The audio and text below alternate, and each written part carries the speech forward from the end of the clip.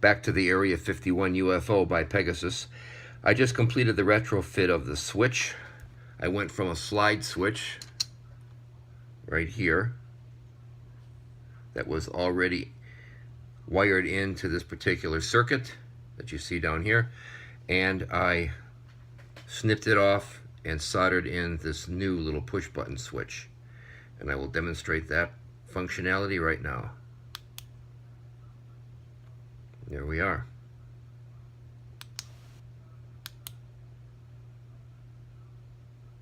So that worked out well. So the next phase of this is to integrate it with the hull of the UFO.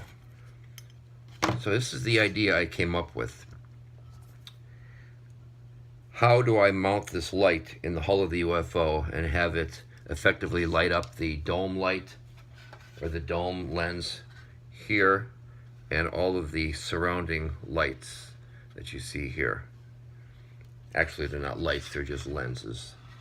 So anyhow, I came up with this idea. I think it's fairly clever, but everybody has a different way of doing things.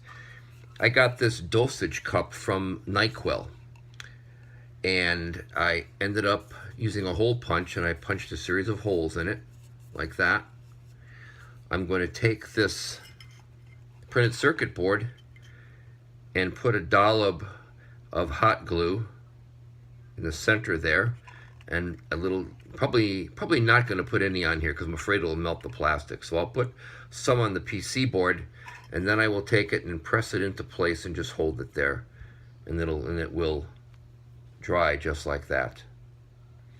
Then I'm going to take the wiring and I'm going to run it along the base of the cup like such, and I may use possibly a little dollop of hot glue at the base of the UFO, or something else to strap it down to the cup. I haven't decided exactly how I'm going to mount this wiring down here yet. There's a number of possibilities. Zip tie, any number of things that I can use to mount that there. So what that will give me is this, the hull of the ship. And I mentioned in a previous video that I used a green sprue as a light dome. Cut it, polished it, drilled out the center of the UFO, and that's what it looks like from underneath. So this light kit's going to illuminate that, and so you'll get this really cool effect.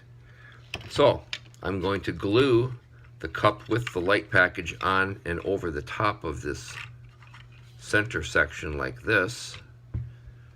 Okay. I'm going to, I left a spot on here bare of paint so I could mount some type of a bracket for this 9-volt battery, probably mounted in transversely like this. And then the hole that I'm going to drill out for the little switch that I just put in will be located on this little circular feature right here.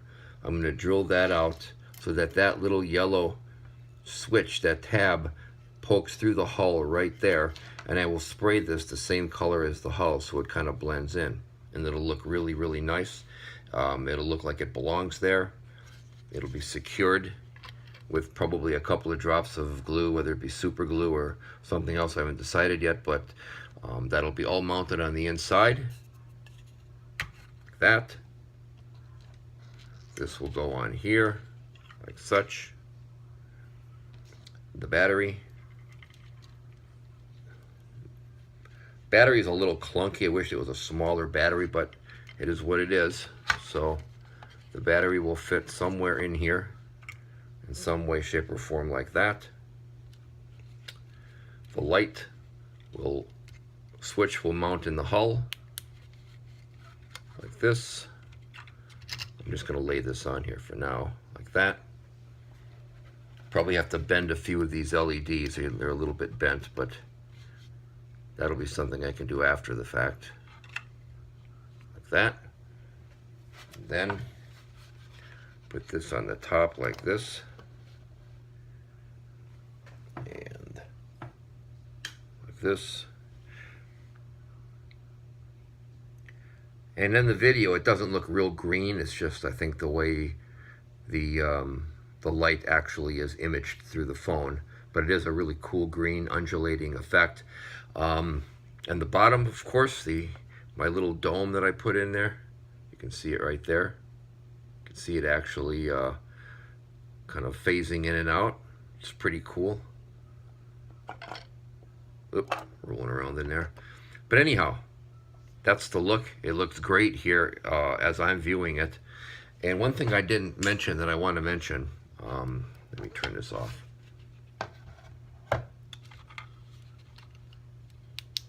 Got to handle these circuitry, little micro circuits really carefully, because pretty easy to loosen a connection or break a lead. So anyhow, one of the things that I wanted to mention that I failed to mention is that when you put this kit together and you put the light kit in, the clear green plastic glass here that you see on the dome and on the inside here, they're green, but they're transparent, so you will see everything inside the saucer that you mount.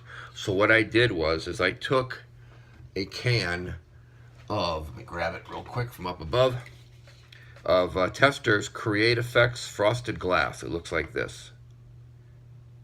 And I sprayed several coats on the inside.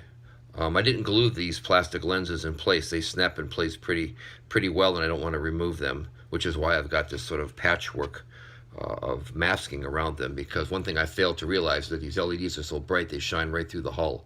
So you've got to spray the inside with flat black, and then I sprayed it with a silver. Of course, I had already put these in not thinking, and so I had to mask everything off. But it works great. Nothing shines through, but you definitely want to frost the glass. Otherwise, you're going to see all the features through that glass, and it'll look a little bogus. So that works out really great to frost that inside glass. The outside turned out really nice, though. I'm really happy with the paint. Really happy with the overall effect. Turned out really nice. The upper hull paint scheme is the same as the lower hull. That center iris portion is painted the same kind of a combination of silver and the silver and the metallic gray. I just sprayed it wet on wet to get that effect. And then the landing gear is a combination of black metal and silver. But it all works. The whole combination, the whole color scheme works really well, especially with the green lights. So the next phase of this process will be the final phase, and that'll be hooking up all the lighting, getting it put in place, drilling the holes, and I'll have the finished product done real soon. I want to just give a shout out again to Ralph of Tenna Controls. He was really helpful. I spoke with him on the phone. Super nice guy, very helpful. And of course, Kevin over at Electrobits for supplying me with the push button switches. Man, that's just, again, these little switches are great. I've got 4 left for something else I might want to build. Excellent. Just real pleased with that. So we'll hopefully have a completely functional UFO on the next video.